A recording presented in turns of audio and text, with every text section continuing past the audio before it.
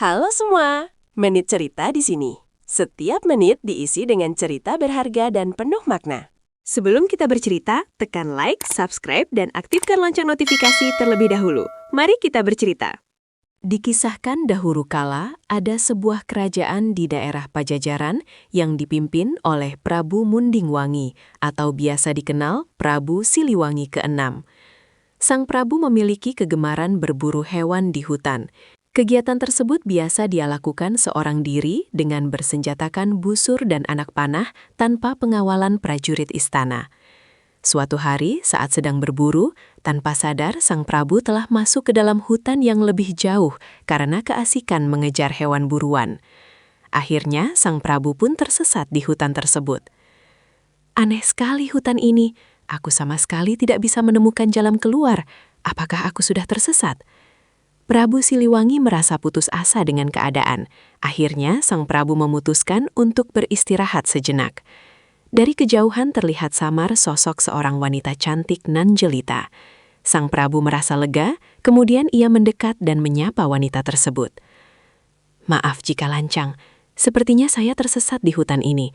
Apakah Anda bersedia membantu saya?" "Oh, ada seseorang yang tersesat rupanya? Bagaimana bisa Tuan masuk dan tersesat di tengah hutan seperti ini?" "Saya terlalu asik mengejar hewan buruan sampai tidak memperhatikan arah. Apakah Anda bersedia menunjukkan jalan keluar dari hutan ini?" "Baik Tuan, saya bersedia membantu, akan tetapi ada syarat yang harus Tuan penuhi." "Apakah syarat itu?" "Selama ini saya hidup sendirian. Tinggallah bersamaku untuk beberapa waktu, maka akan aku tunjukkan jalan keluar." Prabu Siliwangi merasa tidak keberatan dengan syarat yang diajukan. Diajaklah sang Prabu pulang ke rumah wanita tersebut. "Inikah tempat tinggalmu? Siapakah engkau itu sebenarnya?" Wanita itu tidak menjawab pertanyaan sang Prabu. Dia hanya tersenyum dan mempersilahkan masuk. Berjalannya waktu, Prabu Siliwangi akhirnya jatuh cinta pada wanita itu dan memutuskan menikahinya. Tanpa disadari, sang Prabu telah tinggal terlalu lama di tempat itu. Dia merasa sudah saatnya ia kembali memimpin kerajaannya di Pajajaran. Prabu Siliwangi kemudian meminta izin kepada istrinya. Sang istri mengizinkannya dan berpesan untuk selalu menjaga kesehatan, serta sesekali kembali ke hutan untuk sekedar menjenguknya. Prabu Siliwangi berjanji, jika ia kembali berburu, dia akan mampir untuk menemuinya. Kemudian sang istri mengutus prajuritnya untuk mengantarkan keluar dari hutan. Sesampainya di kerajaan, semua orang terkejut bercampur haru menyambut kedatangan Prabu Siliwangi. Mereka mengira bahwa selama ini rajanya telah meninggal dan tidak akan pernah kembali. Waktu berlalu begitu saja. Prabu Siliwangi kini tengah disibukkan dengan pekerjaan yang menumpuk akibat kepergiannya. Ia pun melupakan istrinya yang tinggal di tengah hutan itu. Suatu malam, ketika sang Prabu tengah tertidur pulas, dia samar mendengar suara tangisan bayi.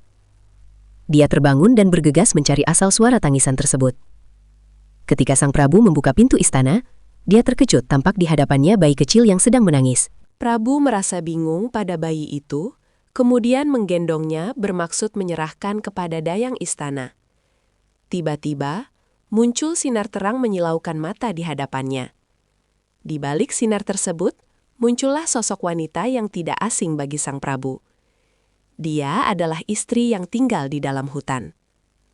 Sang istri mengatakan bahwa bayi itu adalah anak mereka dan meminta sang Prabu untuk merawatnya selayaknya manusia.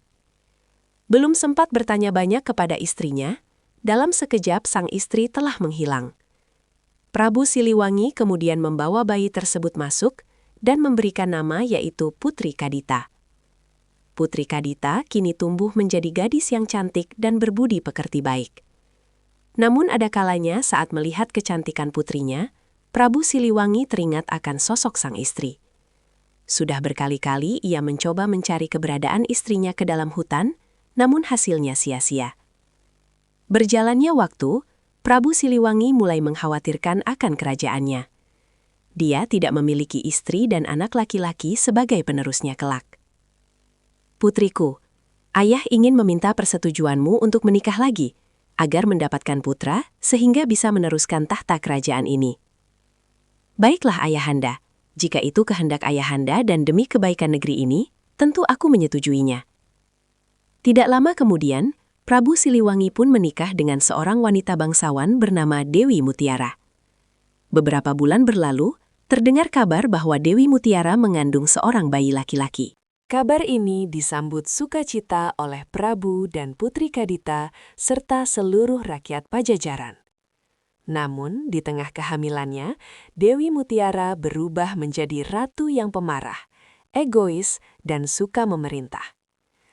Kakanda, aku ingin setiap hari makan makanan mewah seperti saat jamuan istana. Baiklah istriku, sabar, akan aku perintahkan juru masak istana untuk segera menyiapkannya.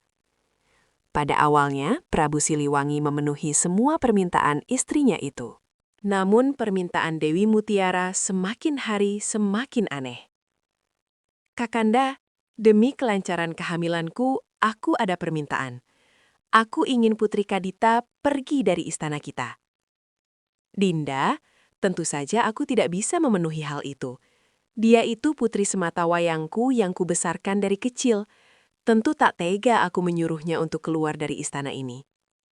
Mendengar penolakan tersebut, Dewi Mutiara merasa kecewa, kesal, dan sangat marah. Dia menganggap selama Putri Kadita berada di istana, kasih sayang sang Prabu akan selalu terbagi menjadi dua.